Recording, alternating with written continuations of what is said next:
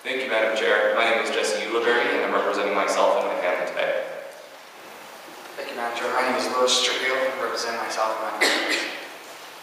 Thank you, Madam Chair, members of the committee. My name is Trujillo, and I'm here with my partner to testify on behalf of the Senate Bill 172 civil unions. When I met Jessie 3 years ago, I was a single gay man raising a 9-year-old son. Like most single parents know, it is hard work to raise a kid by yourself, between homework, my work, and all of the other responsibilities of our life. I was so happy when I met Jessie. He came into our lives because he finally completed our family. We're like all other families in our neighborhood. Our son was on the middle school basketball team. We have 2 little dogs, and we spend nights doing homework with our son, playing board games, and watching the latest episode of American Idol. Unfortunately, we lack some of the most basic legal protections that other families enjoy.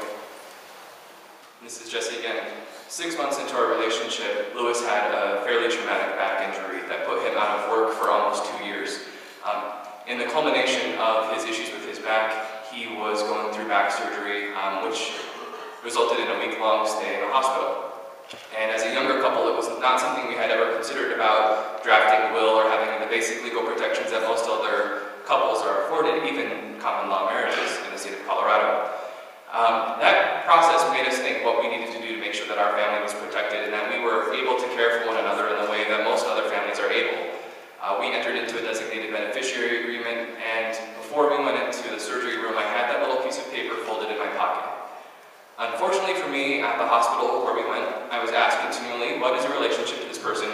And this is visiting hours for family only. And regardless of the fact that I had power of attorney, regardless of the fact that I had this piece of paper, I wasn't treated with the basic dignity to care for my partner and to be there with my son.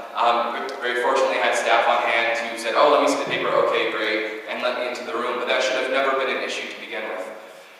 When he was released from the hospital and we took him home and he was ending the period of his pain medication, I went to go pick up his medication like most people in a committed relationship would do. Go pick up the pain medicine since you just got a back surgery, you can't really go do it yourself. And I had to argue with the pharmacist to pick up his pain medication because I had no legal recognition that he was my partner and that I was there to care for him.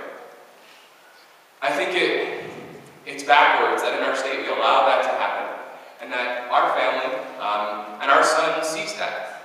He's 12 years old, he's in middle school, he's at that impressionable young age where he loves PlayStation 3 and he loves watching American Idol with us. But it's very hard to teach him to do what's right when we're often faced with discrimination in our lives.